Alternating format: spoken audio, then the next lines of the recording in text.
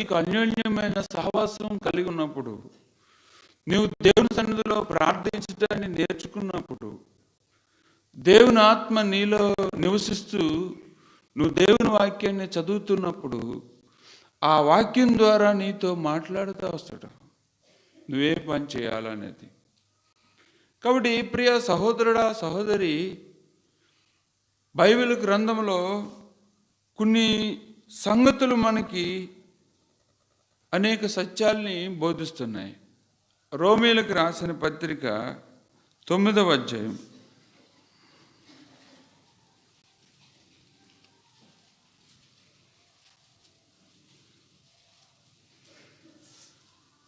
23వ వచనం.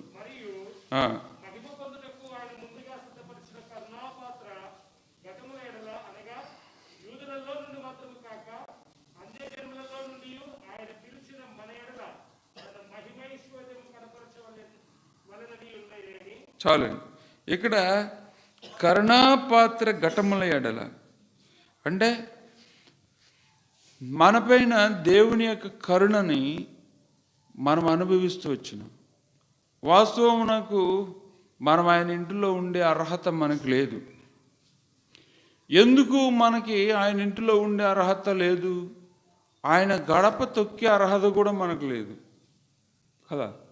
ఉందా? ఎవరన్నా ఉందని చెప్పగలరా?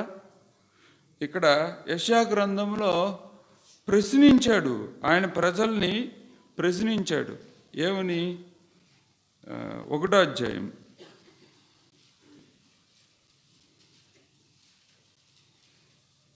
యెషయా గ్రంథం 1వ అధ్యాయం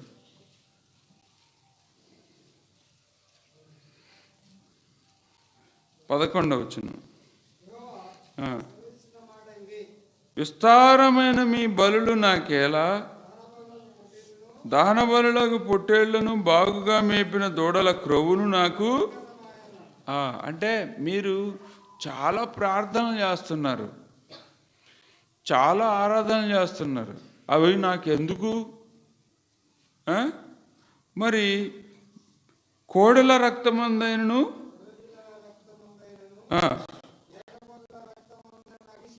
మీరు ఎన్ని బలులు అర్పిస్తున్నారు, నాకు వాటి యందు సంతోషం లేదు. ఇన్ని ఆరాధనలు చేస్తున్నారు, నాకు వాటి యందు సంతోషం లేదు. మీరు ఇన్ని అర్పణలు నా సన్నిధికి తీసుకొస్తున్నారు, నాకు అది కాదు కావాల్సింది. ఇంకా నా సన్నిధిని కనపడవలనని మీరు వస్తున్నారే, నా ఆవరణములను త్రొక్కుటకు మిమ్మల్ని రమ్మన్నవాడెవడు? అంటే వాస్తవంగా మీకు పశ్చాత్తాప హృదయం లేనప్పుడు, దేవునితో సరిదిద్దుకునేటటువంటి హృదయం లేనప్పుడు, ఆయనతో సమాధాన పడేటటువంటి హృదయం లేనప్పుడు, నీవు ఎన్ని ప్రార్థనలు అర్పించిన, ఎన్ని ఆరాధనలు అర్పించిన, ఎన్ని అర్పణలు బహుమానాలను నువ్వు దేవునికి అర్పించిన, ఇష్టపడడం లేదు, సంతోషించడం లేదు. నీవు దిద్దుబాటు హృదయాన్ని కలిగి ఉంటేనే, దేవునితో సరి అయిన సంబంధాన్ని నువ్వు ఆశిస్తేనే, అప్పుడు దేవుడు నీ యందు నా యందు సంతోషిస్తాడు. అయితే ఇక్కడ 13వ వచనం చూడండి.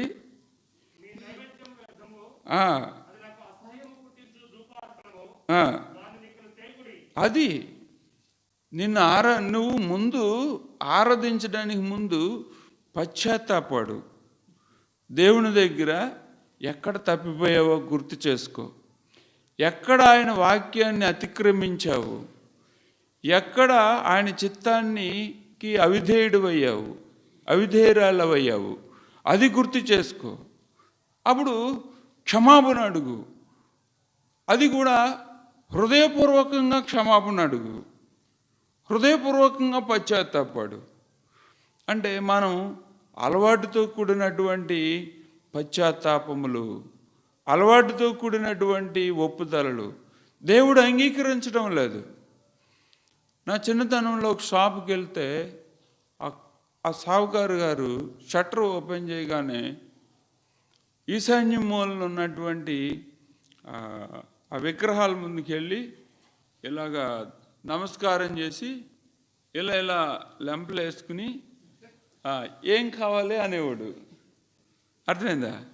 అది ఒకరోజు కాదు, డైలీ షాప్ ఓపెన్ చేసినప్పుడు ఇలా నమస్కారం చేసి ఇలా లెంపలు వేసుకునేవాడు.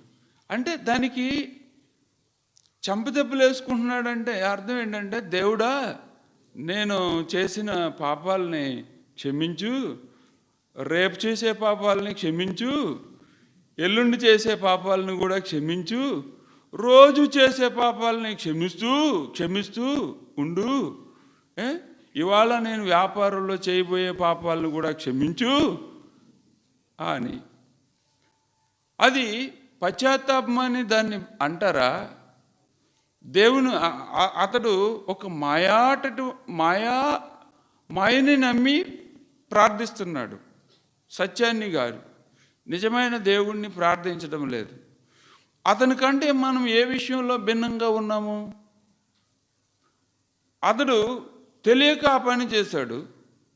మనము సత్యం తెలుసుకుని లోతుగా దేవునితో సమాధాన పడకుండా, లోతుగా దేవుని దగ్గర మన తప్పులను సరిదిద్దుకొనకుండా, అలవాటుగా ఆచారముగా దేవుని క్షమాపణ అడిగితే అది దేవునికి హర్షణీయమా, సంతోషించేదగే విషయమా? ఇంకొక ఆయన ఉన్నాడు, ఆయన చంపదెబ్బలే కాదు గుంజీలు కూడా తీస్తున్నాడు. అర్థమైందా? ఒకరోజు ఇలా వెళ్తాను, మా వీధిలో కౌన్సిలర్ అనమాట అతను. అయితే ఇలా అంటున్నాడు దేవుడిదే అదే విగ్రహం ముందు ఇలా అర్థమైందా?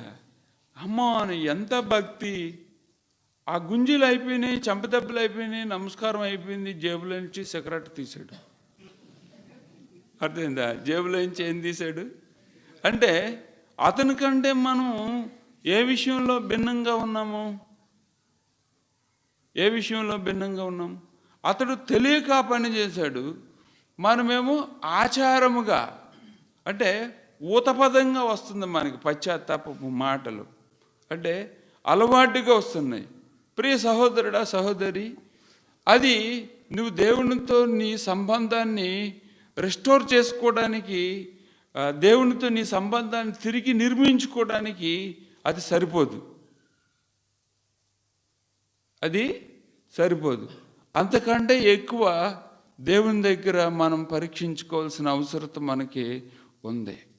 ప్రియ సహోదరుడా, ఈరోజు మనం దేవుని సన్నిధిలో కూర్చున్నామంటే అది కేవలం ఆయన కరుణ, ఆయన కనికరాన్ని బట్టే కూర్చున్నాం, మన అర్హతను బట్టి కాదు. ఇక్కడ ప్రభు ఏమన్నాడు 13వ వచనంలో, మీ నైవేద్యము వ్యర్థము, అది నాకు అసహ్యము పుట్టించు ధూపార్పణ, దాన్ని ఇకను తేకుడి.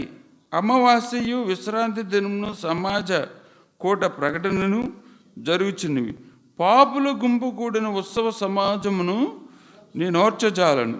ఈ విధంగా దేవుడు మాట్లాడుకుంటూ 15వ వచనంలో, మీరు బహుగా ప్రార్థన చేసినను నేను వినను, మీ చేతులు రక్తముతో నిండి మిమ్మల్ని కడుగుకొనుడి, శుద్ధి చేసుకునుడి. ఈ రీతిగా మనకి దేవుడు హెచ్చరిస్తూ వచ్చినాడు. కాబట్టి దేవుడు ఇప్పుడు తన కరుణని నీ ద్వారా లోకానికి వెల్లడి చేయడానికి ఇష్టపడుతున్నాడు.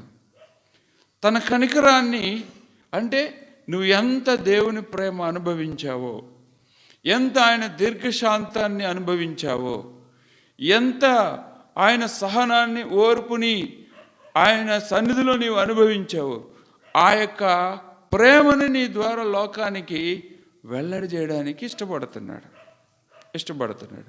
నీవు ఇష్టపడుతున్నావా?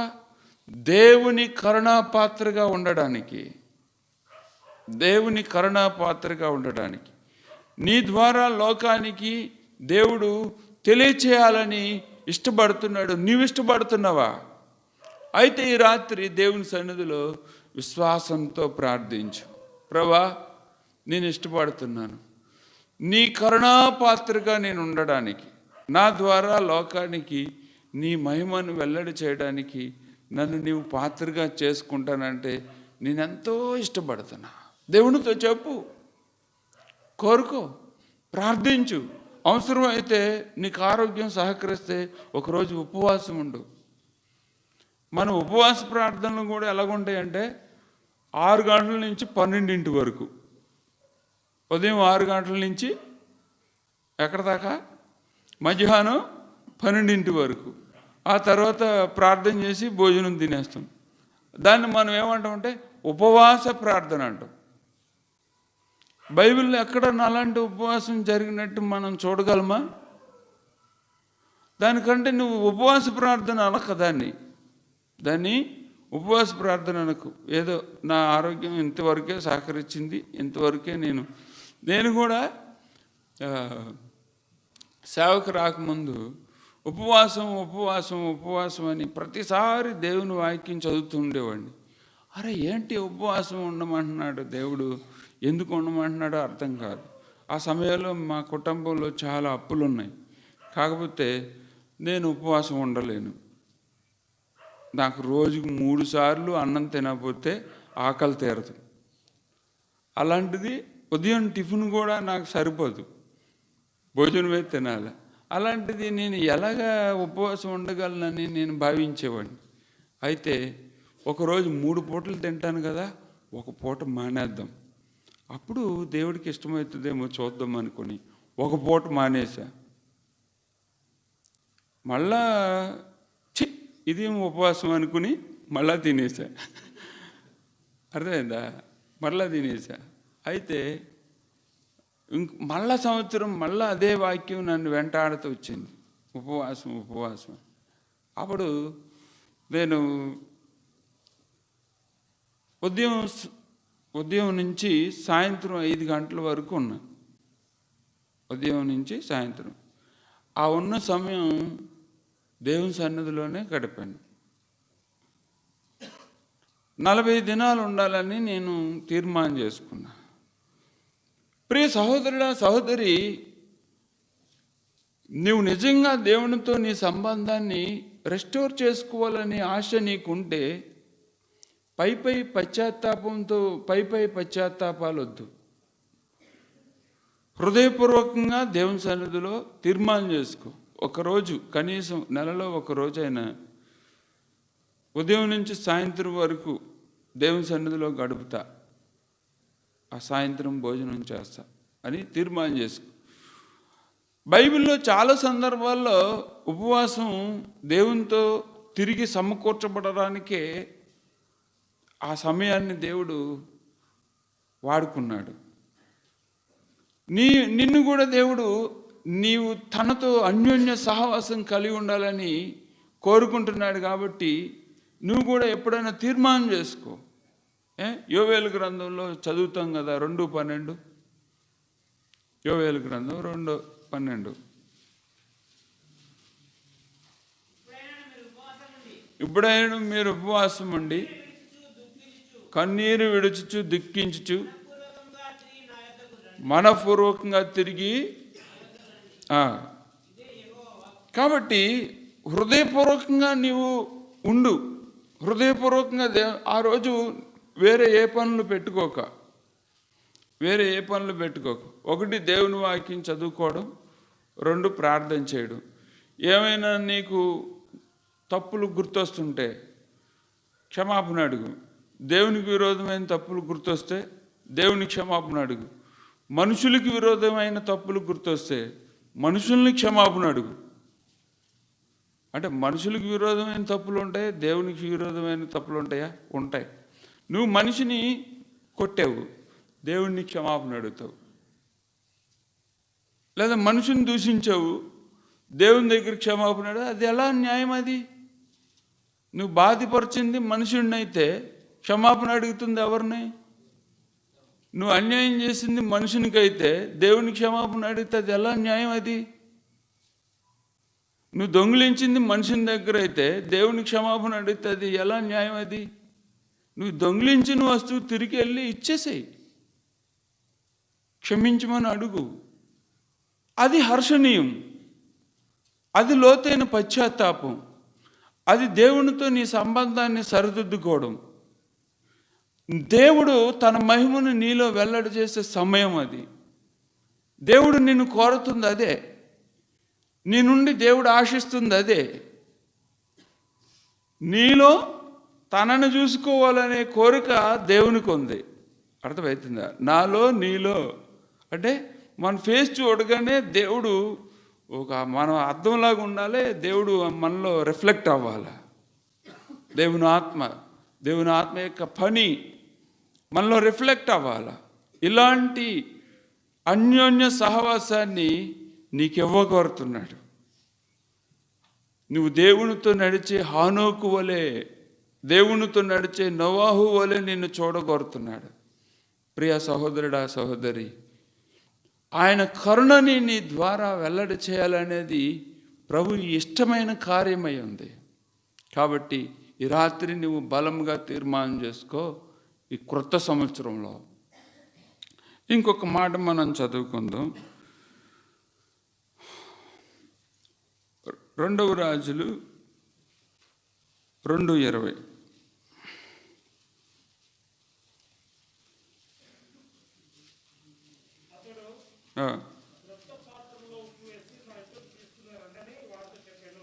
దానికి పై వచ్చిన చదవండి.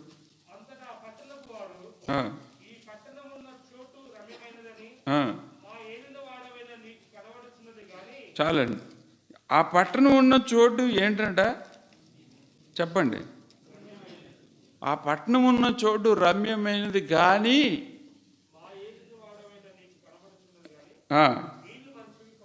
నీళ్లు మంచివి కావు. ఒకరోజు మా ఇంటికి ఒక అక్క వచ్చింది. ఆవిడ చాలా ప్రార్థనా పరురాలు. ఆవిడతోటి మా అమ్మగారు అంటుంది, మా అబ్బాయి భక్తిగా ఉంటాడు కానీ అందే. అర్థమైందా? భక్తిగా ఉంటాడు కానీ అంటే ఏం చెప్పిందో తెలుసా? కోపం ఎక్కువ అంది. ఏమంది? కోపం ఎక్కువ ఉంది. నాకు పౌరుషం వచ్చింది. నేను ఇవాళే దేవుని దగ్గర తేల్చేసుకోవాలనుకున్నా. ఆ రోజు ఏంటి? కోపం గురించి 1.5 గంట ప్రార్థన చేశా. ఏమన్నా తెలుసా? కోపం తీసేయి ప్రభువా.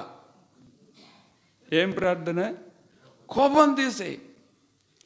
1.5 గంట ప్రార్థన అయిన తర్వాత నా మనసులో ఇలాగ అనుకుంటున్నా, కోపం పోయింది.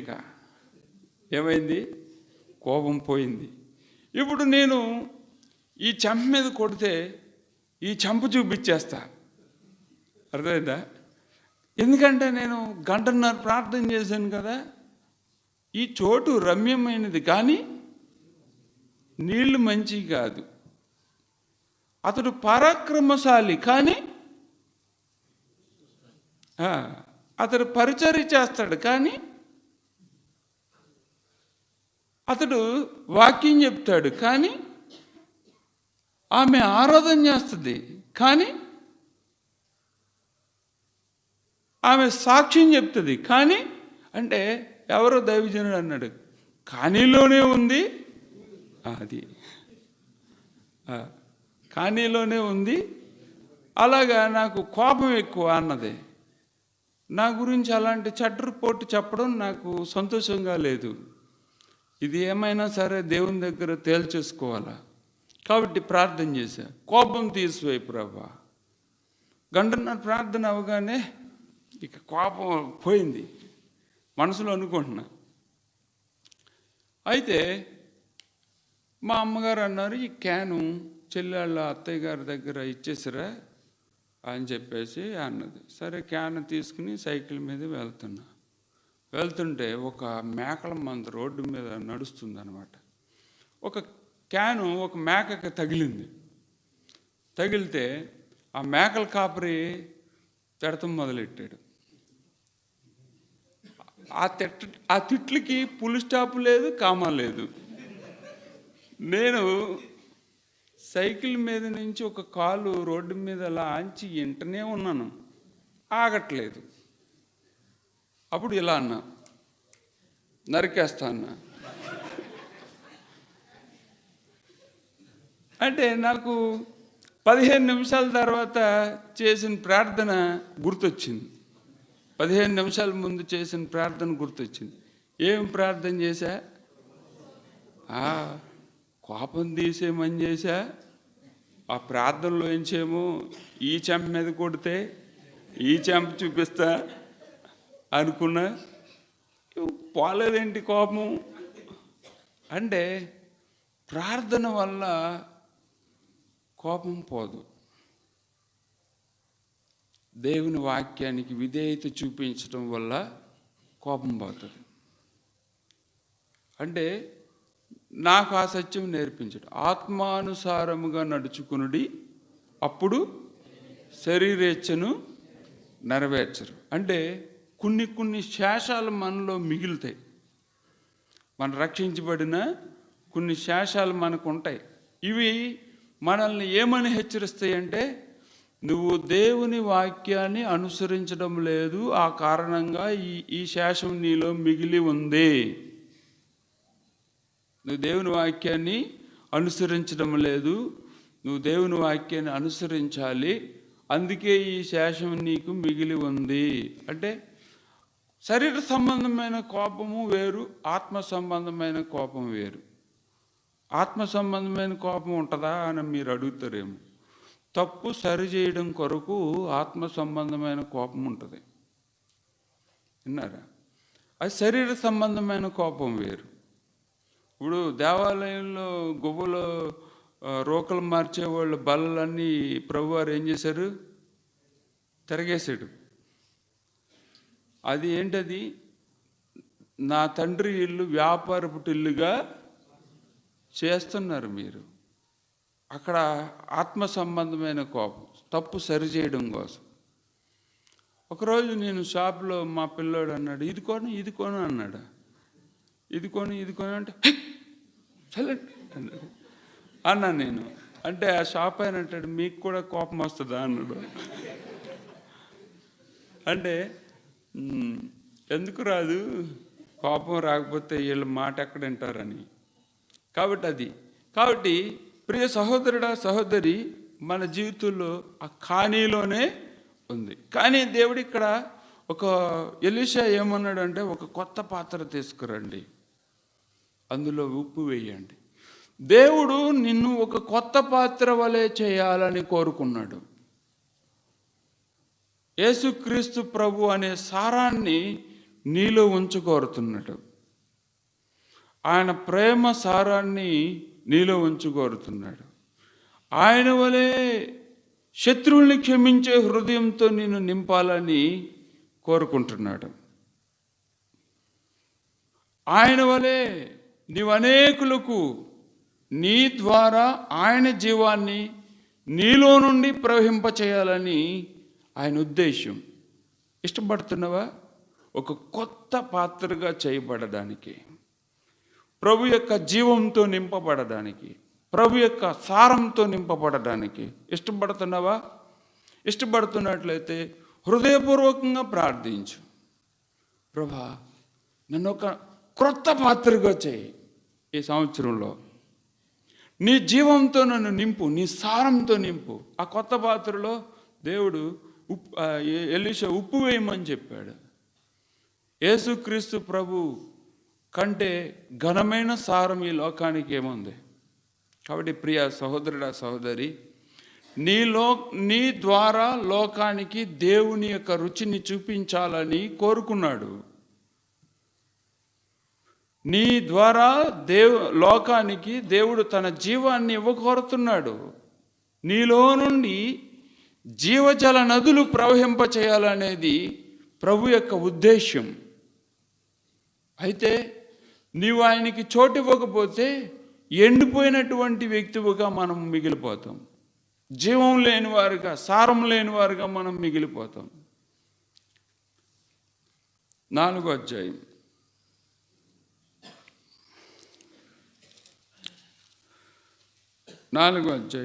2వ రాజులు 4వ అధ్యాయం 40వ వచనం.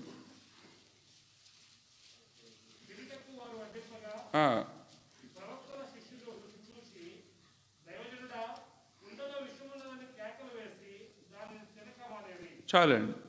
ఈనాడు చాలామంది దేవుని ఇంట్లో విషపు పాత్రలుగా ఉన్నా దేవుని పని చేయాలనే కోరిక వాళ్ళకు ఉన్నది. అర్థమైందా? లోపల ఏముందంటే విషం ఉంది, కానీ దేవుని పని చేయాలనే కోరిక ఉంది. మడ్డి పాత్రగా ఉన్నా దేవుని పని చేయాలనే కోరిక ఉంది. పగిలిన పాత్రగా ఉన్నా దేవుని పని చేయాలనే కోరిక ఉంది. కానీ దేవుడు నిన్ను అలాగ ఆశించడం లేదే. నువ్వు విషపు పాత్రగా ఉండాలని కోరుకుంటున్నాడా, జీవాహారపు పాత్రగా ఉండాలని కోరుకుంటున్నాడా? నీవు మడ్డిగల పాత్రగా, శుద్ధి చేయబడిన పాత్రగా ఉండాలని దేవుడు కోరుకుంటున్నాడా, శుద్ధీకరించబడిన పాత్రగా ఉండాలి, కడగబడిన పాత్రగా ఉండాలని దేవుడు కోరుకుంటున్నాడా? సరే, మనం విషపు పాత్రగానే ఉన్నామని అనుకుందాం కాసేపు. మనలో ఉన్నది విషమే అనుకుందాం కాసేపు. అది 10 మందికి వడ్డించాం. వాళ్ళు జీవం పొందుతారా?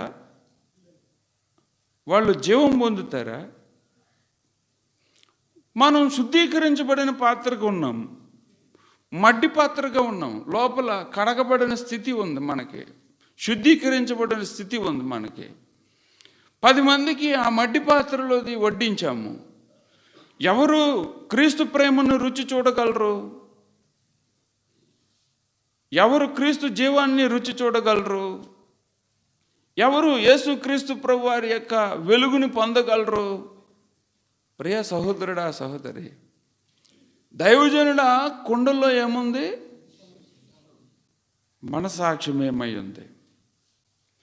దైవజనుడా, కుండలో జీవం ఉన్నది అంటే అది మనకి మంచి సాక్ష్యం. అప్పుడు దైవజనుడు ఏమన్నాడంటే 41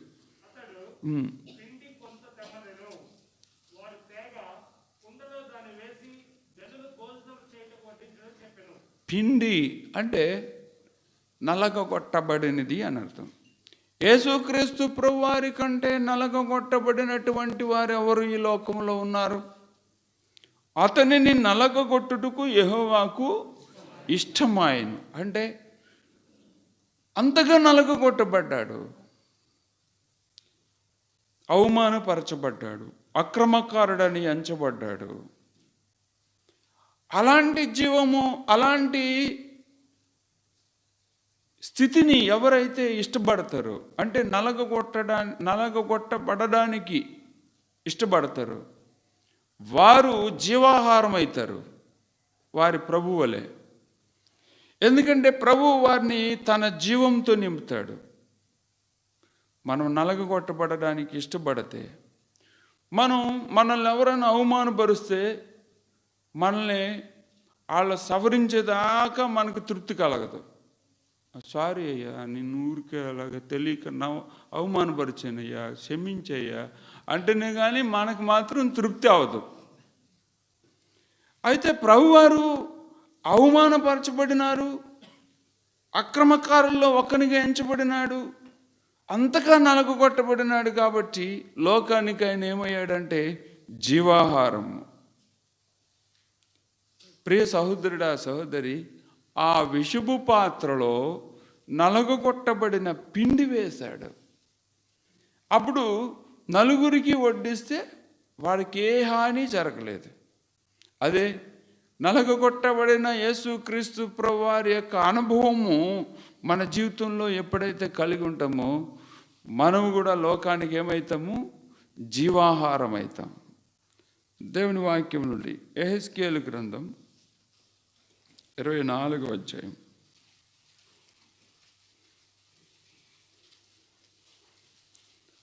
యెహెజ్కేలు గ్రంథం 24వ అధ్యాయం 6వ వచనం.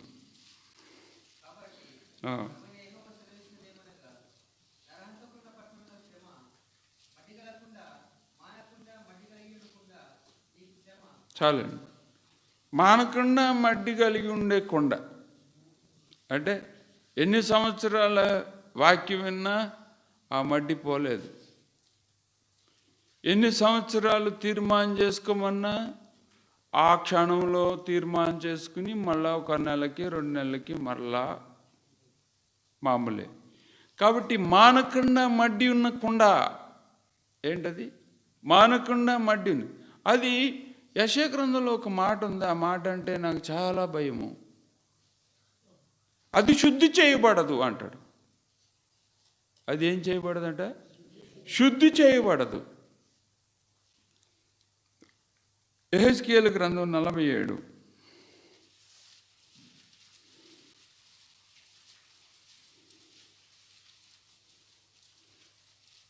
యెహెజ్కేలు గ్రంథం 47.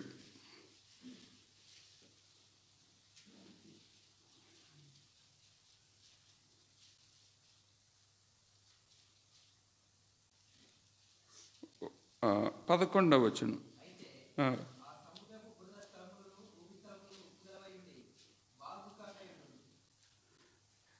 అందులో ఆ సముద్రంలో బురద స్థలాలు ఉన్నాయంట, ఊబి స్థలాలు ఉన్నాయంట, అవి ఉప్పు కలిగి ఉన్నాయంట. ఈ నది పరిశుద్ధ స్థలంలో నుండి ప్రవహిస్తుంది. ఈ నది ప్రవహించే చోటల్లా సమస్తము బ్రతుకుతుంది. కానీ బురద స్థలాలు మాత్రం బాగా ఇట్లా. ఎన్ని సంవత్సరాలు ఈ నది ఆ మార్గంలో ప్రవహించిన ఈ బురద స్థలాలు మాత్రం బాగా అవ్వట్లేదు. ఈ ఊబి స్థలాలు మాత్రం బాగా అవ్వట్లేదు. వారికి ఎన్ని హెచ్చరికలు ఇచ్చినా, వారికి ఎన్ని గద్దింపులు ఇచ్చినా అది శుద్ధి చేయబడదు. ప్రియ సహోదరుడా, సహోదరి, అది ఉగ్రత పాత్ర అవుతుంది. అది నరకంలో పాలు పొందేటటువంటి పాత్ర. అది కనుకనే అది శుద్ధి చేయబడదు. ప్రియ సహోదరుడా, సహోదరి, నీ దేవుడు నిన్ను మడ్డిగల పాత్రగా చూడాలని కోరుకోవడం లేదు. నీ దేవుడు నిన్ను శుద్ధి చేయబడిన పాత్రగా చూడాలనేది ఆయన కోరిక. నీవు ఇష్టపడుతున్నావా? కొన్ని పాత్రలు ఊరికే సబ్బుతో తోమితే పోతాయి. కొన్ని పాత్రలు సబ్బు తోమకపోయినా నీళ్ళతో కడిగితేనే పోతాయి. మరికొన్ని పాత్రలు ఏదైనా ఇసుక లాంటిది వేసి బాగా తోమితే అప్పుడు శుద్ధి అవుతాయి. కొన్ని పాత్రలు అగ్నిలో వేస్తే శుద్ధి అవుతాయి. మరి ఎలా శుద్ధి చేయబడడానికి ఇష్టపడుతున్నావు? ప్రియ సహోదరుడా, సహోదరి, ప్రభువైన యేసుక్రీస్తు వారి యొక్క ప్రశస్తమైన రక్తాన్ని కోరుకుందాం. నన్ను శుద్ధీకరించబడిన పాత్రకు ఉంచు ప్రభువా. నువ్వు వాడుకునే పాత్రకు నేను ఉండాలని ఆశపడుతున్నా. నీ జీవాన్ని అందించే పాత్రకు నేను ఉండాలని ఆశపడుతున్నా. నీ జీవాహారాన్ని అందించే పాత్రగా ఉండాలని నేను ఆశపడుతున్నా. నలగగొట్టబడిన నీ ప్రియకుమారుని యొక్క అనుభవాన్ని నేను కోరుకుంటున్నా. కాబట్టి ఇక్కడ మనం చూస్తూ వచ్చినప్పుడు యోహాను సువార్త 2వ అధ్యాయం 7వ వచనం.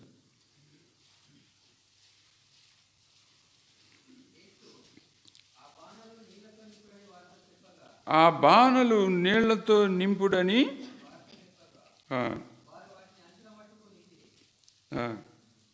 ఇక్కడ మనల్ని దేవుడు ఏం కోరుకుంటున్నాడంటే నింపబడిన పాత్రగా ఉండాలనేది.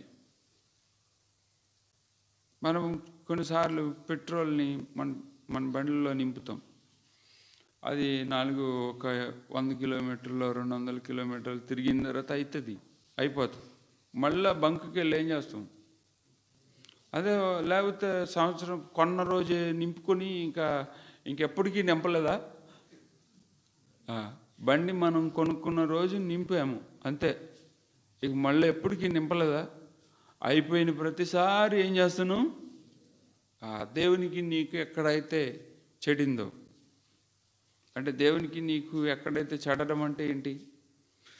మీ ఇరువురి రిలేషన్లో ఎక్కడైతే దెబ్బతిందో, ఎక్కడైతే దేవుని సన్నిధిని కోల్పోయావో, పరిశుద్ధాత్మయందలి ఆనందాన్ని కోల్పోయావో, ఎక్కడైతే దేవుని వాక్యమందలి ఆనందాన్ని కోల్పోయావో, ఆరాధించడంలో ఉన్న ఆనందాన్ని కోల్పోయావో, పరిచర్యలో ఉన్న ఆనందాన్ని కోల్పోయావు, అది పరీక్షించుకో. దేవుణ్ణి అడుగు. క్షమించమని అడుగు, కోరుకో. అప్పుడు దేవుడు తిరిగి నిన్నేం చేస్తాడు? నింపుతా వస్తాడు. అక్కడ చూడండి, ఆ పరిచారికుల్ని వడ్డించండి అన్నాడు. వాళ్ళు ఈ నీళ్ళ అన్నారా? అనలేదు. అవి నీళ్ళే అయినప్పటికీ వాళ్ళు ఏం చేశారు? విధేయత చూపించారు. వారి విధేయత వల్ల అక్కడ నీళ్ళు ఏమైపోయినాయి అంటే మధురమైన. కొన్నిసార్లు మన దగ్గర విధేయత ఉంటే మనం చవిసారం లేని, అంటే ఇది గొప్ప వాక్యం కాదు అనుకున్నది కూడా అవతల వ్యక్తికి ఆశీర్వాదం అవుతుంది. నేను చెప్పేది ఇది పెద్ద గొప్ప లోతైన సత్యం నేను చెప్పట్లేదు అని అనుకున్నా సరే, దేవుడు నువ్వు విధేయత చూపించిన నీ విధేయతకి ప్రతిఫలంగా అది మధురంగా మారుస్తాడు. నీ దేవుడు నిన్ను నింపబడిన పాత్రగా చూడాలని కోరుకుంటున్నాడు. అర్థమవుతుందా? దేవుని చేతిలో నువ్వు వాడబడాలి అంటే, దేవుడు నిన్ను వాడుకోవాలంటే నింపబడిన వ్యక్తిగా ఉండాలి. అతడు ఆత్మచేత నిండిన వ్యక్తి, అతడు కృపచేత నిండిన వ్యక్తి, అతడు జ్ఞానం చేత నిండిన వ్యక్తి, అతడు బలం చేత నిండిన వ్యక్తి. నీ దేవుడు నిన్ను అలా చూడాలని కోరుకున్నాడు. ఆఖరిగా మనం దేవుని యొక్క వాక్యంలో చూస్తూ వచ్చినప్పుడు 2 తిమోతి 2వ అధ్యాయము 21వ వచనం, ఎవడైనను వీటిలో చేరక తన్ను తాను పవిత్రపరచుకుని ఎడలా పరిశుద్ధపరచబడి, మనం ఘనహీనమైన పాత్రలో నుండి మనల్ని మనం పవిత్రపరచుకోవాలి. మనలో ఏదైతే దేవుని యొక్క నామానికి ఘనహీనత తీసుకొస్తుందో, ఏదైతే దేవుని నామానికి అవమానం తీసుకొస్తుందో, ఆ అవమానం తీసుకొచ్చే దాని నుండి మనల్ని మనం వేరుపరుచుకుని, ఆ దేవునికి నామాన్ని ఘనహీనపరిచే దాని నుండి మనల్ని మనం వేరుపరుచుకుని పవిత్రపరుచుకుంటే మనం ఏమవుతామంట? యజమానుడు వాడుకుండుకు అర్హమై ప్రతి సత్కార్యమునకు సిద్ధపరచబడి ఘనత నిమిత్తమైన పాత్రే ఉంటాం. ఈ మాటలను ప్రభువు ఆశీర్వదించు.